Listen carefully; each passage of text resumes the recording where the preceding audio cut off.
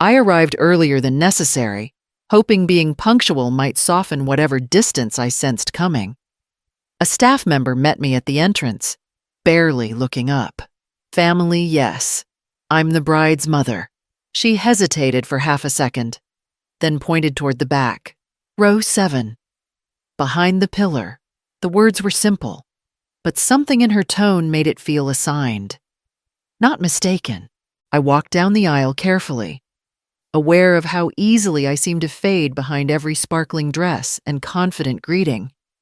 At the very back, my name sat on a neatly printed card, placed in a seat that faced the wide column directly blocking the altar. I sat, clutching my bag, trying not to think about how funny it was that a pillar could hide a mother so completely. People settled in, adjusting ties, snapping photos. A woman ahead whispered, "Kara's mother couldn't make it." "Such a shame." Another answered, "I heard she wasn't really involved." The ceremony music began. Everyone rose. I stood too, leaning left, then right, trying to catch a glimpse of my daughter. All I saw was a flash of white moving between shoulders. I couldn't see her face, couldn't see her smile, couldn't witness the moment I had imagined since the day I first held her. Applause swelled at the end. I clapped when others did, but my hands felt far away from my heart. I stayed seated a little longer as people moved toward the reception lawn, letting the noise fade around me. It was in that quiet, when the last row emptied, that someone paused near my seat as if they saw something the rest of the room had missed. The cream envelope arrived on a Wednesday morning, neat enough to look like it had been ironed.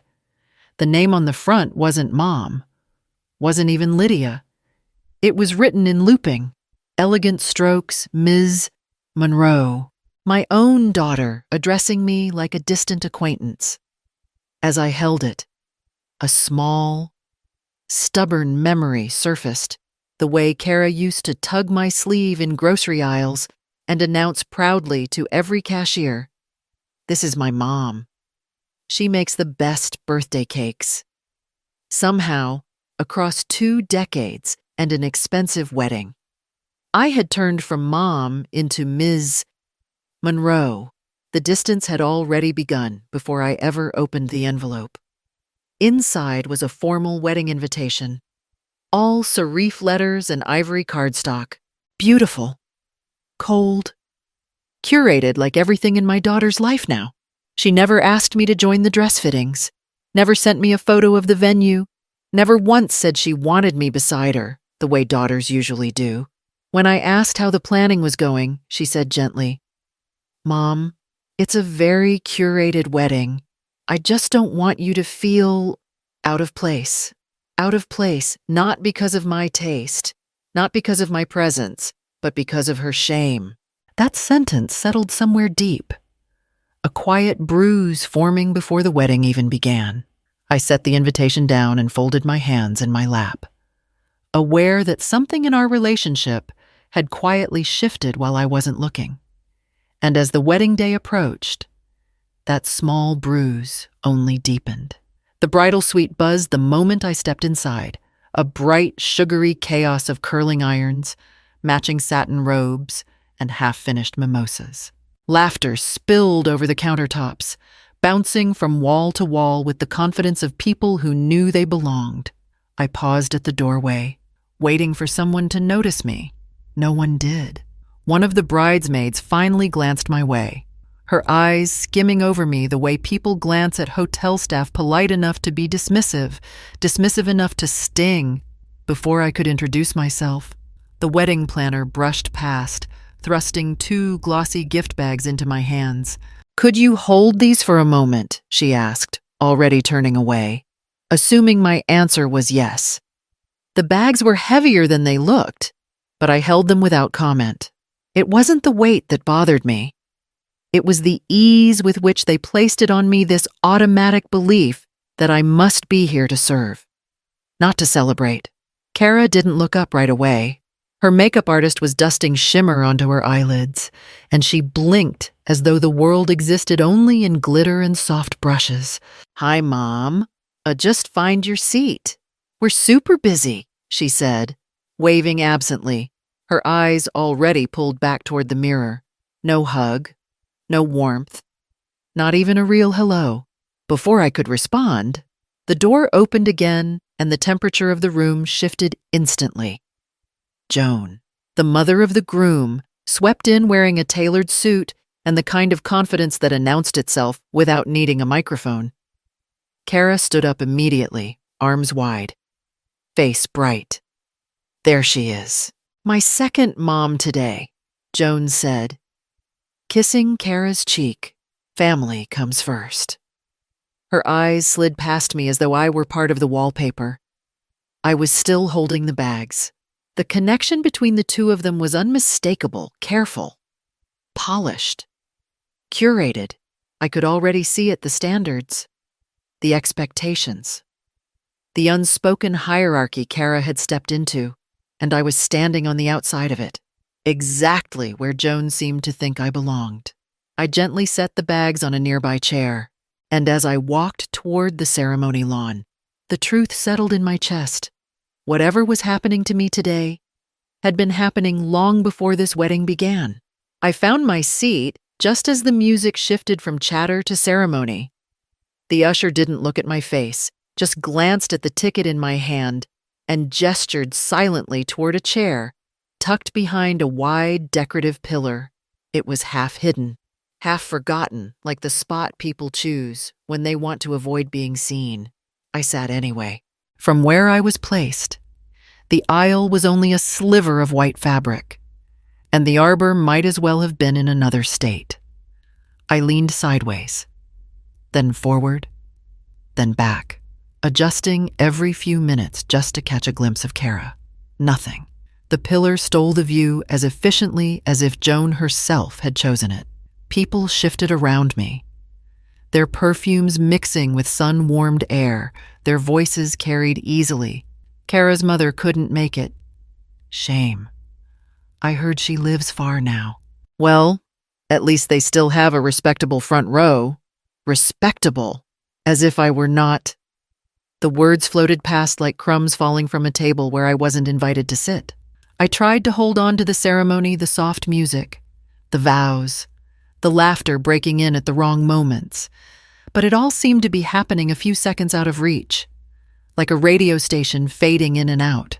When everyone rose to watch Kara walk down the aisle, I rose too, even though she was entirely blocked from my view. I clapped when they clapped, smiled when they smiled, performed the motions of belonging without feeling a single piece of it. It hit me quietly, this strange, hollow ache of being present and invisible at the same time. So many mothers my age know that feeling. You give and give and give until your hands ache, and one day you realize the world your child built no longer has a place for you in it. As the ceremony ended, chairs scraped. Guests hugged and posed for pictures. No one looked in my direction, not once. I sat there a moment longer, letting the sound wash over me like static, and somewhere in that quiet, the ache inside me shifted just enough for me to notice the man 2 seats away, turning slightly in my direction. The moment before everything changed, I stayed in my seat after the ceremony ended, letting the crowd move around me like a current I had no place in. Guests drifted toward the lawn for photos. Laughter bright and effortless. I wiped the corner of my eye quickly, hoping no one noticed, but someone did. 2 seats away, a man I hadn't paid attention to earlier shifted slightly, just enough for me to realize he'd been watching the whole time quietly, respectfully, without pity. He had the calm posture of someone who'd learned when to speak, and when silence was kinder. He leaned in just a little, keeping his voice low. "You shouldn't be sitting back here," he said gently. "Come look at this." I hesitated, unsure if I should follow him, but something in his steady expression made me rise. He led me to the side of the seating area, away from the noise, and lifted a clipboard from under his arm. I was helping the planner review the logistics, he explained. Budgets, room flow, that sort of thing. On the page was the original seating chart. My name, Lydia Monroe, printed clearly in the front row, but a thick pen line slashed across it. And next to it, in smaller handwriting, was the new placement. Row 14, behind pillar. My breath caught. This wasn't the planner, he said quietly. Someone overruled her. Someone higher up. He didn't say the name. But we both knew who it was, Joan. A hot flush rose in my cheeks. Not from anger, but from the slow, dawning confirmation of something I had tried all afternoon not to believe. I don't want to cause a scene, I murmured. You're not, he said. You're just seeing the truth. I exhaled shakily, the ground shifting beneath my feet. And for the first time that day, I felt something returning, an old steadiness I thought I'd lost. Michael didn't rush me. He let me stare at the seating chart until my eyes stopped moving, until the disbelief settled into something heavier. There's something else you should know, he said quietly. This wasn't some random mix-up. I swallowed. Then what was it? He took a breath, as if choosing his words carefully. Joan insisted on a symmetry rule. Only immediate. Prestigious family in the front row. The way he said prestigious was gentle, but the meaning still landed sharp. I waited for the part that would make this hurt less. It didn't come. Kara didn't argue. My voice cracked before I could stop it. Michael shook his head, eyes steady on mine. She didn't object. She didn't approve either. She just stepped back and let Joan decide. It wasn't the cruelty that struck me. It was the quiet compliance. The way my daughter, my only daughter, let someone else erase me without lifting a finger.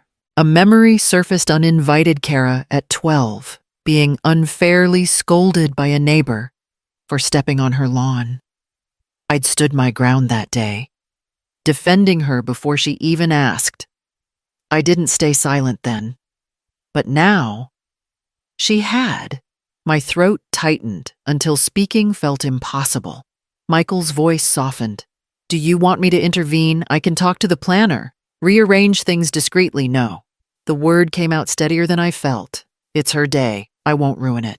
He nodded, accepting my answer without pushing. But, I continued, lifting my chin slightly, I won't hide anymore. Not because someone else decided where I belong. For the first time all afternoon, something inside me straightened quietly, firmly, and with that new clarity, I walked back toward the reception lawn knowing the night was not done with me yet. The reception tent hummed with clinking glasses and polished speeches, each one crafted to paint the wedding in perfect colors.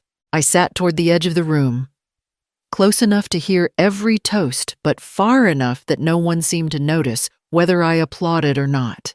Then, during a lull in the program, Michael stood. He didn't clear his throat or call for attention. He simply moved toward the small platform where the microphone rested, the way someone does when they have something worth saying but no desire to spotlight themselves. Before we continue, he said, voice warm and steady, I'd like to acknowledge someone. The room quieted. He continued softly, some mothers travel far, give much, and still find themselves tucked behind pillars. His eyes lifted briefly toward me. Tonight, we see you. The silence held for a beat, intentional, respectful, before a wave of gentle applause began. Not loud, not showy, but real.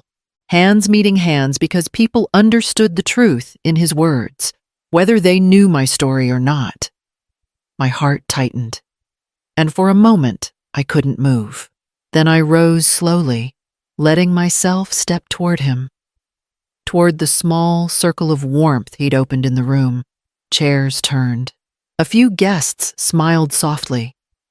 as if they'd been waiting for someone to notice the mother who had been invisible all day. As I reached the front, something shifted.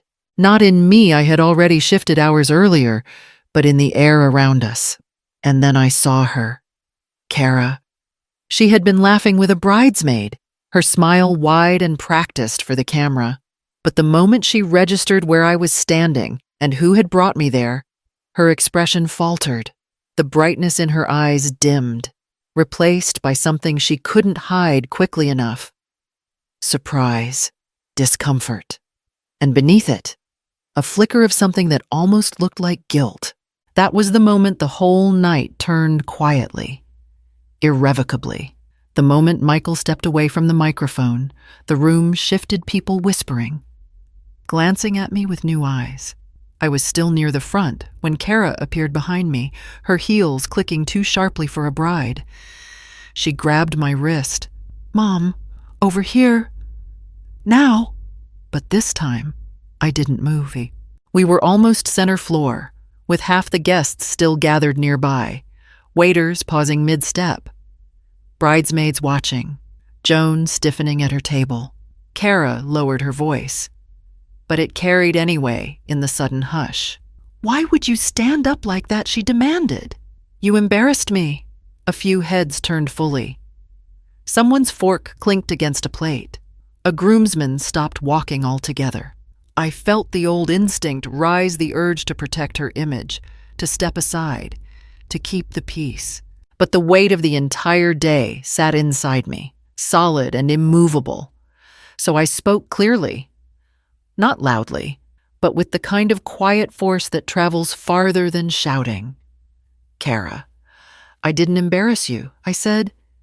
"You embarrassed us." Her eyes widened. The guests stilled. "You let them seat your own mother behind a pillar," I continued. "You let people assume I didn't bother to show up." A soft gasp spread through the nearest tables. An older woman near the aisle shook her head slowly, her disapproval unmistakable. Kara's voice cracked. I just wanted everything to look right." Joan said I cut her off, not with sharpness, but with certainty. "Perfect doesn't mean erasing the person who raised you." She blinked, stunned. "I've spent your whole life stepping back so you could shine." I continued, my voice steady. "School plays, recitals, graduations. I always moved to the edge so you'd feel proud. But today, I wasn't stepping back, I was pushed back." Kara swallowed hard, breath unsteady. I wanted everything to look right, right for who I asked. For you, for him, for Joan, or for the world watching on social media. I stepped slightly aside so everyone could see my face, because what looked right to you was crossing out my name from the front row seating chart and planning to post photos tomorrow that pretended I didn't exist. A louder ripple went through the room this time. Kara froze. My words weren't accusations, they were facts laid bare in the light. "I have supported you your whole life," I said, calm but unshakable. "But today, you chose approval over your own mother." A bridesmaid lowered her champagne flute. The band members exchanged glances. Even Joan looked away. Kara's chin wavered, tears gathering. "Mom, please don't do this here." I held her gaze. "Sweetheart, you did this here." Silence followed heavy, undeniable, and for the first time all day, no one in that room saw me as invisible. They saw her, and they saw the truth. The room was still unsettled when I stepped away from Kara. Conversations hadn't resumed. Forks hadn't moved. People were watching openly now, not pretending otherwise. Joan stood rigid at her table, her jaw locked so tightly it looked painful. A bridesmaid whispered something behind her hand. Even the band had paused mid-tune, waiting to see what would happen next. My hands were shaking tiny tremors I couldn't hide, but I kept them at my sides. This time, I wasn't shaking from fear. It was the kind of trembling that comes after carrying something heavy for far too long, and finally putting it down. Michael approached slowly, not intruding, not performing, just present. His voice was low, but not soft. You handled that better than anyone else in this room. I let out a breath I didn't realize I'd been holding. I'm not sure I handled anything. I just told the truth. That is handling it, he said. And everyone here saw it. A few guests glanced away quickly, ashamed they'd watched the entire scene like a spectacle. Others nodded at me small, respectful acknowledgments that carried more sincerity than any polite smile I'd received all evening. I don't know what happens next, I admitted. With Kara, with any of this. Michael shook his head gently. You don't have to fix it tonight. Or tomorrow. You don't owe anyone an immediate reconciliation. If there's repairing to be done, that's hers to start. His words didn't soothe me, they steadied me, grounded me in a way that kept the edges of the moment sharp, not softened. People were still staring. Joan's glare was still cutting. Kara had disappeared into the bridal suite, mascara streaking down her cheek. Michael offered no rescue, no grand gesture, just this. If you'd like to step outside for a breath, or even grab a cup of coffee somewhere that doesn't smell like tension and buttercream, I'd be honored to go with you. For the first time all night, I felt the tightness in my chest loosen just enough for a small, tired smile to form. Not hope, not yet, but the possibility of something steadier than shame. When Michael stepped back inside, the evening air finally settled around me, cool, steady. Nothing like the tight, buzzing room I had just left. The confrontation still echoed behind me, the stunned guests. The bridesmaids frozen mid-sip, Joan's stiffened smile cracking at the edges. Kara had fled toward the back hallway after our exchange, her veil trembling as she pushed past people who now knew exactly what had been done. Even as I walked out of the venue, I could still feel dozens of eyes following her. Not me. For once, she carried the weight of her choices. Not mine. I had barely reached the parking lot when my phone buzzed. Kara's message filled the screen. Mom, please, we need to talk. I didn't mean for today to go the way it did. I'm sorry. I just want to fix this before things get worse. It was the longest message she had sent me in years, and for the first time, it didn't sound polished or curated. It sounded scared. Scared not of me, but of what everyone else finally saw. I stood under the lamplight, letting the glow warm the back of my hands. A familiar old reflex rose the urge to soften everything, to reassure her, to pretend we could rewind the day. But that reflex belonged to the version of me who once accepted being hidden. The woman walking out of that venue was someone else, someone whole. I typed slowly, steadily. I'm willing to talk when you're ready to meet me as your mother. Not a prop in the pictures you want the world to see. I hit send. No anger. Just truth. As I walked toward my car, Michael's quiet words returned, grounding me. You deserve to be seen today, and for the first time in a long time. I believed it.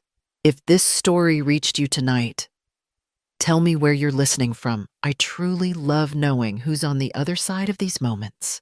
And if you want more stories about strength, boundaries, and reclaiming yourself, feel free to subscribe so we can keep walking through them together.